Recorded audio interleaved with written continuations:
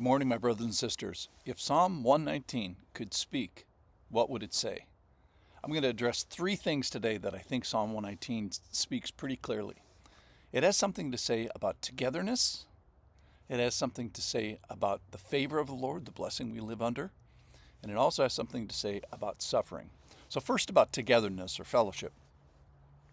Psalm 119 would say, the spiritual life is not lived alone.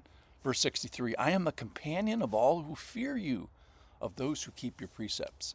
So the first thing is that, strangely, that God calls people to be his friends. That's weird, number one.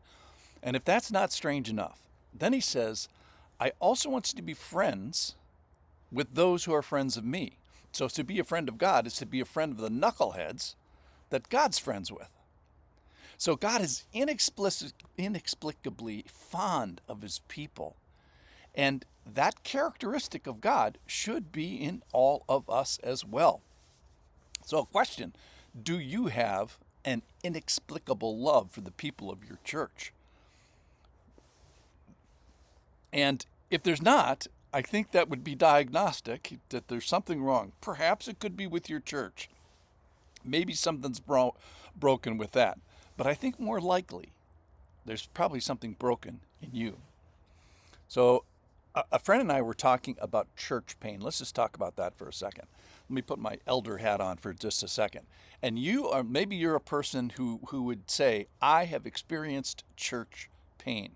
And I'm not going to talk about minimizing it, or I want to recognize it. I definitely want to regret that it happened. But I also want to say, get in line. It's absolutely universal. Let's talk about some people that had some church pain. Let's start with Paul. How about Jesus? All the disciples. How about Moses?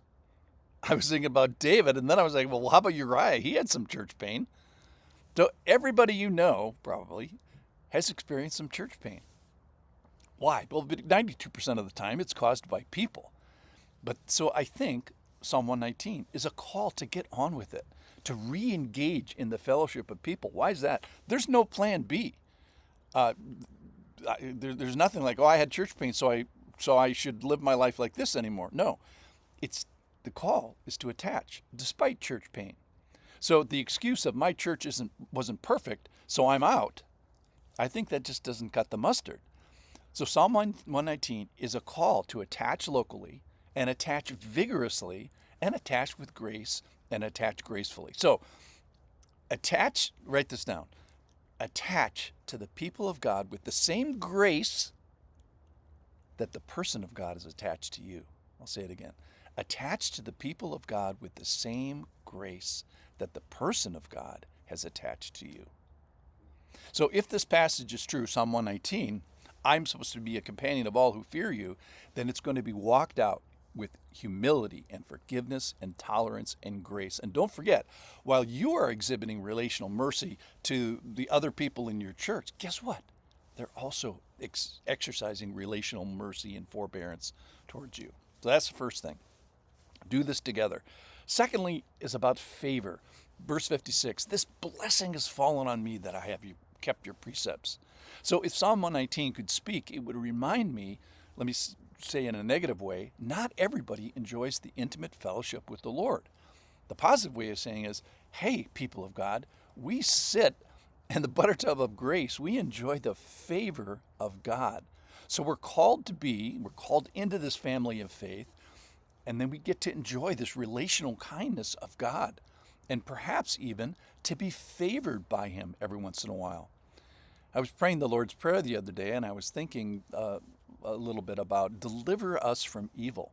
So what if the Lord really does protect certain people of his family on a daily basis and keeps us from stuff that others maybe aren't kept from? So sometimes we may not even know the protections and favor that the Lord gives us. Verse 58, I entreat your favor with all my heart. He's asking for the favor. Be gracious to me according to your promise. So what is this relational favor? Well, I think the best analogy is it's similar to the wildly incongruous, disproportional, and enthusiastic regard that this Baba has for his grandchildren. So I should be pinching myself because I'm living this dream life of relational closeness with the Lord. So, said another way, not everybody gets to be a friend of God and enjoy this fond and familiar relationship. So, because of this favor, I think it's a call to gratefulness. We cannot believe that we get to live this blessed life, so we'd best respond with flat out gratefulness. Finally, I want to talk about suffering and affliction. So, if Psalm 119 could speak, it would say that suffering is real. Suffering is a normal part of the Christian walk and may even be beneficial. Psalm 119 is like a graduate course on how to suffer well. Verse 75, I know, O Lord, that your rules are righteous and that in faithfulness you have afflicted me. It would remind us that the presence of God does not stop in the presence of suffering. So the Lord is with us in suffering. And a life with God is sometimes a life with suffering. So suffering in me and suffering in the church does not mean that God has fallen off the throne. Psalm 119 would confirm that the proximity of affliction does not preclude the proximity of the Lord, and sometimes even proves the proximity. In fact, it highlights that sometimes I can actually be glad that bad things happen.